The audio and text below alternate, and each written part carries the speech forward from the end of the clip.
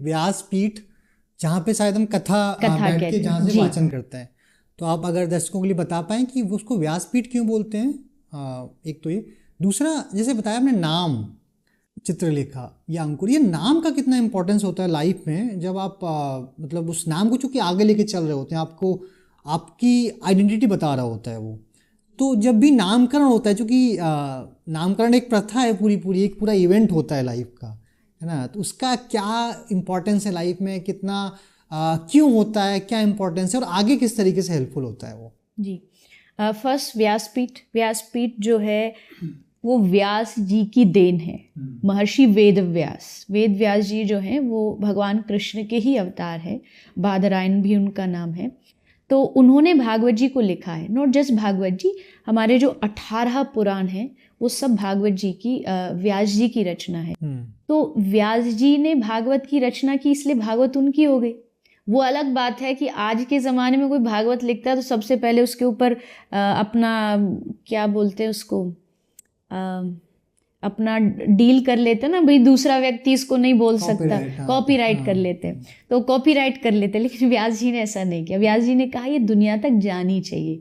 तो आज जितने भी कथावाचक हैं ना, या जो भी नॉर्मल अध्यात्म से लोग जुड़े हुए हैं, ये सब व्यास जी की जो बातें उन्हीं को सुना रहे हैं, घुमा फिरा के बातें वही है। तो व्यास जी की वो गद्दी है, इसलिए उसको व्यासपीठ कहते हैं। दूसरी बात जो आपने पूछी नाम की, नाम से हमारे जीवन में मुझे लगता है 80 से 90% इफेक्ट पड़ता है हमारे खुद के नाम से। मतलब कि आप देखोगे जो जिस आदमी का नाम रखा जाता है, धीरे धीरे वो उसके जैसे आचरण करने लगता है, उसका बिहेवियर, उसका व्यवहार उसके जैसे बनने लगता है। और नाम होना अच्छा इसलिए भी ज़रूरी है, भागवत जी का एक प्रसंग है, अजामिल ने अपने बेटे का नाम नारायण रखा था।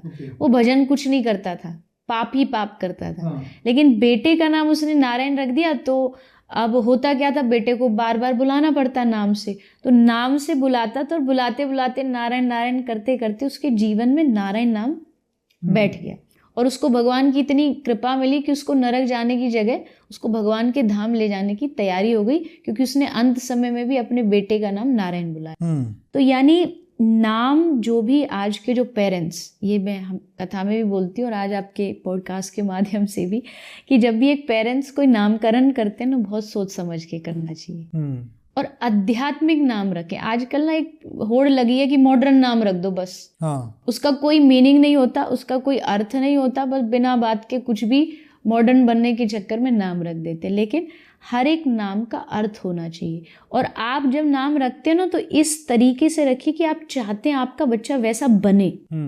अगर आप चाहेंगे कि आपका बच्चा वैसा बनना चाहिए, तो नाम भी उसी के आधारित पर रखिए। अगर जैसे मेरे माता पिता अगर अध्यात्म था, तो उन्होंने मेरा जो नाम है वो उसी तरीके से रखा बचपन से ही। तो अब मुझे पता है कि कहीं ना कहीं जब मेरे नाम की बात आएगी, तो मेरा अपने आप कनेक्शन भगवान से, मुझे, क्योंकि चित्रलेखा जो है वो राधा रानी की 8 जो बेस्ट फ्रेंड थी, सखियां थी, उनमें से एक है। तो अब देखो, नाम ही जब मेरा चित्रलेखा, तो राधा रानी के प्रति क्यों नहीं भाव होगा मेरा, वो तो ऑटोमेटिक होना ही है। तो इसलिए नाम का बहुत इम्पैक्ट होता है लाइफ में। और पेरेंट्स को धार्मिक नाम रखने चाहिए और भगवान से जुड़े नाम रखने चाहिए। वो इसीलिए क्योंकि आज के ज़माने में वैसे तो ज़्यादा कोई भगवान का नाम लेता नहीं। कम से कम बच्चों के सारे दिन में 2-4 बार नाम ऐसे भी निकल जाएगा तो भी कल्याण हो जाएगा।